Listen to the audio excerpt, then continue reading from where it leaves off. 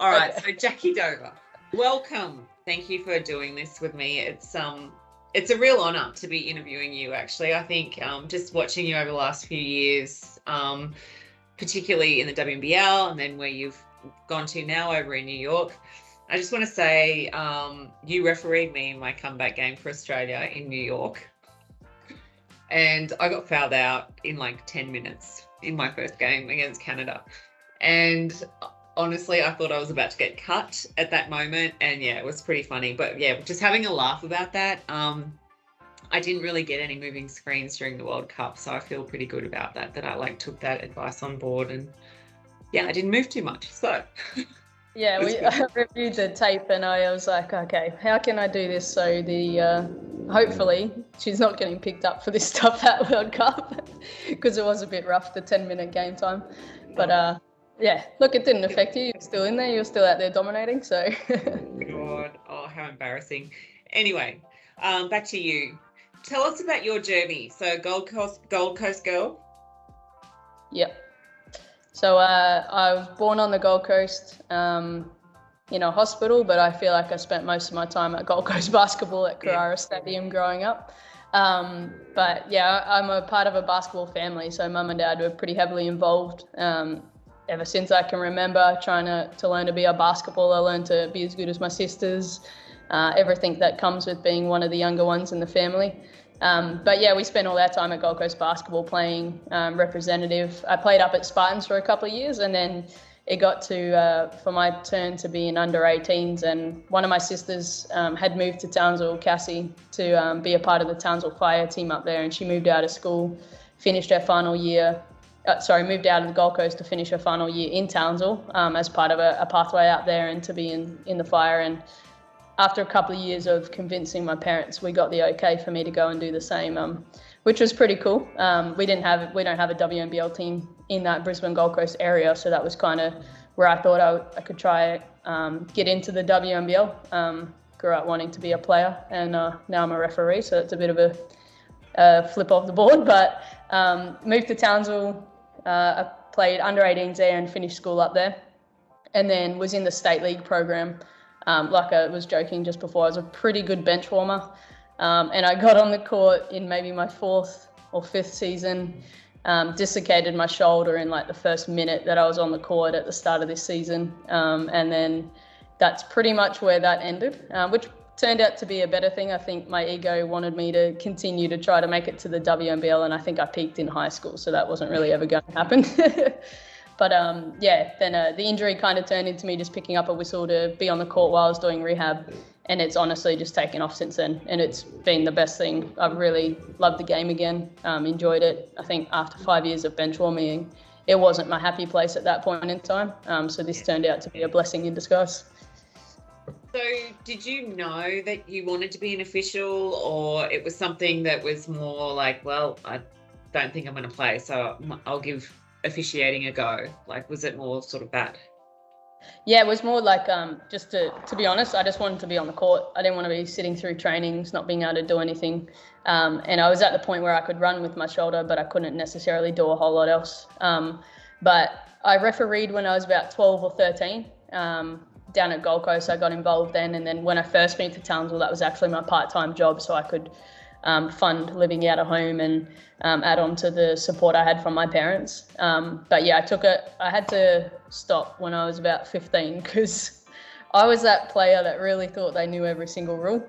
And I like to let the referees know that as well. So I made the decision that I was getting really angry in games, and mum was essentially like, well, you need to choose. You got to stop refereeing or you stop playing. You can't do both and be that player out on the court. So I was obviously there for a reason, to play and to try and make it. So I did that. And then, yeah, it was about 6-7 years later when the injury happened, and I turned back to refereeing, and I really enjoyed it. I went to a tournament within 2 months, and like I was saying, that the friendships and the bond and the experience I had at that tournament, I would hands down say without that experience, I probably wouldn't have committed to it the way I did, to be refereeing state league the next year and going from there. So.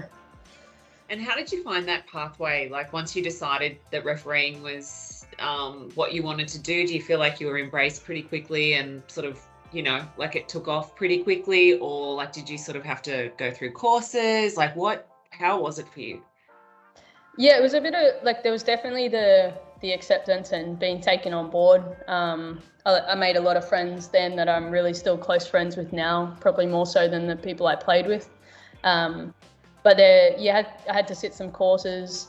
I had some challenges in terms of being told I had to do the pathway a certain way, but then my performance and my progression on court didn't quite marry up, and then so that kind of upset a couple of people. But I mean, I started when I was 21, 22. I wasn't starting as a 12, 13-year-old kid anymore. So I think that playing experience helped me progress. I think the biggest challenge was realizing I didn't know about a quarter of the rules. I knew about a quarter of the rules and not the other 3/4. So that was a massive challenge to learn all that. So then I don't like making a mistake on court and not knowing the rules. And that happened a fair few times in my first couple of years. So that was a big learning curve for me. Try not to mess up a game off something I should know as a referee. Yeah, right. How did you find, like, because we all know that athletes, some of them are hotheads, you know, like you were, we were. How did you find, like, building rapport, learning how to communicate with athletes, dealing with the abuse? Because, you know, like, you get it occasionally. But I think now also in Australia, they're really highlighting abuse against officials from family, like spectators and athletes and things like that. So how have you dealt with that, like, since your progression has started? A lot of it's been trial and error, like trying to figure out what's my way to do that as a referee. But I kind of always revert back to, like, it even happened here tonight in Jersey when we were reffing a game. Like, this player just felt that the 2 calls I had on him were personal. And I try to revert back to the, like, hey, like, what's going on? Have you got a question? Or if they're arcing up, like, I mean, it's never a good idea to tell someone to chill. I can't imagine anyone heightened that you ever tell to chill is ever going to actually chill. So just that going, hey, like, I understand where you're coming from. Just can we talk? Can we make this a conversation? And I think that tends to work for me a lot. Like, I like to just approach when it's the right time or the right person. You can generally read a room and go, hey, like, what's up? Why are you mad? Like, how can I help? And there's going to be the times where it's just completely over the line. You have to deal with it anyway. But those times where you can do that and build rapport, especially like if it's the NBL 1 season, the WNBL, whatever it is, where you can build rapport across a season. So when you get to the crunch time game and you're in those heated moments, they know they can talk to you and you're not just going to shut them off and go, no, don't talk to me. Because I mean, when I was a player, that was the worst thing that you could do to me, a referee, and just go, no, you're wrong. And it's like, oh, are you serious? Like, so I think that understanding from being in that hothead position has definitely helped me to try to relate, and like that understanding and just making sure people know that they are being listened to, from, as long as it's, not that complete disrespect from the start. So yeah, I think that's so true, because like, I know from my experience, when a referee's just shut me down and not even listened or walked away or just completely ignored, it's like infuriated me, like made it a million times worse. But if someone actually comes up to you and says, what is it? It's like, oh, okay, I'll settle down now, let's talk. And like the end of tonight's conversation was, like, I said my piece, he said his back about how he felt about the call, and I said, and this is after the second, I said, man, I don't really think we're going to agree on a whole lot tonight. So we just have to kind of come to peace with that. And like, I'm not personally attacking you. I'm just calling what I'm seeing. Yeah. And he was like, yeah, I mean, yep, we're not agreeing. And I was like, all right, cool. We're agreeing on that at least, so we can move on. Yeah, well, that's diffusing a situation. That's good. I'm always fascinated to sort of hear some of the stories of abuse that you kind of cop. And I think because we're talking about female officials and the fact that you do officiate male games, what are some of the stories that you have around some of the sexualized comments and things like that? I try to block out a lot of the crowd, but one really stands out for me. It was a semi-final in Mackay, and I mean, they've got one of the better crowds in the NBL 1, and I always enjoy repping there. You get a nice vibe and stuff, but we were at the back end of the game. Our opposition player was questioning a call I had made, and I was happy to answer and explain, and like we kind of were fine with it. We were just having a chat, and this fella on the sideline decided that he would make a comment and just complain to the opposition player and say, why are you complaining about your fouls? Like, everything's going your way tonight. She's clearly meeting you in the car park, in a car later on. And that was probably the first time I've ever gone, whoa, what? Like, that, I'm not sounding out. Like, that's terrible. But credit to the player that was next to me. He turned to the spectator and was like, hey, mate, like, that's not on. And I guess some other people heard because the fella wasn't there at the grand final the next weekend. So I heard that he wasn't invited back to basketball. So, but yeah, that was pretty bad. Like, in situations like that, do you, as an official, have the power to say, mate, let's get out? Like, can you kick spectators out for that kind of abuse? You can definitely go to the commissioner, like, or, I mean, if it's local stuff, talk to your supervisor and tell them, like, what's going on. It was completely out of line, but for me, at that time, I felt addressing that and letting him have the satisfaction of knowing I heard him was not something I was in that time and that space willing to do. I kind of turned to the player and was like, thanks, mate, and then went on and continued my game out. And it's probably more a mental thing. I just tried to, like, reset and get back into the game versus addressing that in a semi-final game, because I didn't want to kind of go out there, lose my head, and then mess up a spot to give up a grand final spot as a referee. So for me at that time, I mean, someone addressed it, which was awesome. And thinking back on it now, probably I should have spoken to someone after the game. But I mean, that is definitely at the top of the list of things I've heard. But I've definitely, like, we reffed a grand final series in Townsville, and it was two-person. It was a women's game. But we had the entire Townsville Stadium knowing mine and my partner's first name because we both worked there. The whole game, they lost the two-game series to Spartans. And we knew about it for weeks to come as the local referees that were just like the hand-me-down refs they got for the grand final. So, I mean, you cop a lot, especially as the higher you get. I feel like sometimes it can be a bit worse at that kind of scrutiny piece. But I learnt from that experience then not let that second one affect me as much, if that kind of all makes sense. Yeah. So WNBL, NBL, what was it like refereeing your first professional men's game? That was cool. The hype behind it, I didn't quite expect. Being Indigenous round and the first female Indigenous out there, I was stoked to just have a game and to be able to kind of get to a level that I'd been preparing for. I really enjoyed having a Queensland game with two Queensland teams. I don't know, maybe that's just the Queenslander in me, but it's always a good environment, those games, whether you get to go watch it, you be a part of it, however it is.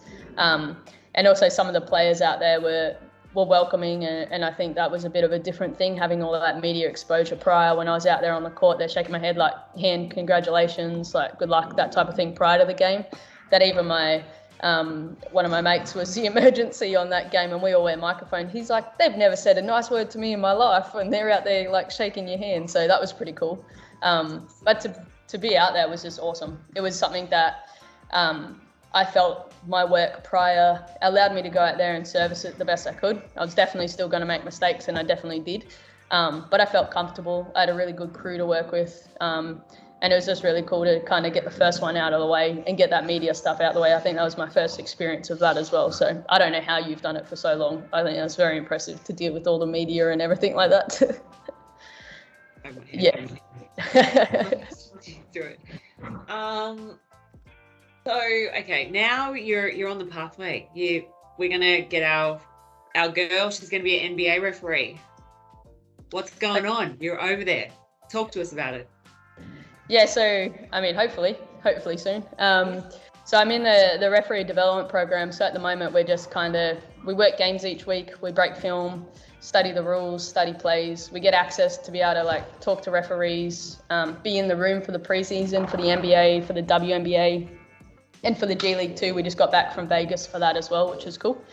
But from here, for me, I've got to get a contract into the G League. So I still go through a hiring process. But by taking this role here, it just allowed me to live in the NBA pro world, to be around the rules and the mechanics that are different to what we do in FIBA every day of the week, which is a decision I thought would help me. So when I do get, similar to with the NBL, when I get a shot out on that first game, I can kind of show that like I've done the work, I'm ready to do it, and I can service the game that way and hopefully have a long career. So for me, it's G League. So hopefully within the next 7-8 months I can get that. And then from there, it's kind of similar to like when you're doing the NBL 1, your performance and your progression then gets you onto that next level as well. So that's how it works for the G League onto the NBA. Yeah, wow. Well, it's awesome. It's so exciting. And, you know, I know She Hoops and what we're following you so intently. And, yeah, just want to see you thriving. And, you know, it's we're really proud of you, you know. What you're doing for basketball is just amazing, but for women, you know, is incredible, and just so proud of you. So keep it up. Thank you. I do really appreciate all the support. Like, to be a part of She Hoops, for like any support I'm getting from back home is definitely felt over here, and it's definitely a big driver in what I'm trying to achieve and hopefully can. I mean, if I can get a contract in the NBA, then open up pathways for future referees to do it, even if I last a year or two. Hopefully that just opens a door that we have many more referees working our leagues, working over here, and it just kind of unifies it all, which would be really awesome. But yeah, the support I feel a lot over here. Yeah. So are you full-time reffing now? So it's just all you do? It's professional refereeing? Yeah, so we're full-time in referee operations. So our title's referee trainee.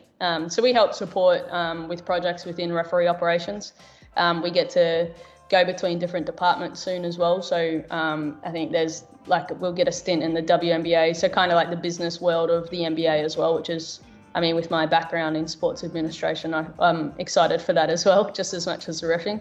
But yeah, at the moment we just referee, study rules, watch basketball games when we can get down to a venue as well. Like I went to the Knicks the other day, which is still just wild to be on a 30-minute train from Jersey over to Manhattan and sitting at a Knicks venue is pretty cool. So it's not anything I would have thought is a normality for me, but yeah, it is pretty cool. Awesome. All right, my friend. Well, I think we can call it a day there, but we will be calling on you more and more, I'm pretty sure. Just, you know, I just want to know where you're at and keep up to date with everything. But yeah, congratulations. And all right. Well, thanks for having me on. Well, thanks for jumping on. Appreciate your time. All right, I'll talk to you soon. All right, sounds good. See ya. Bye.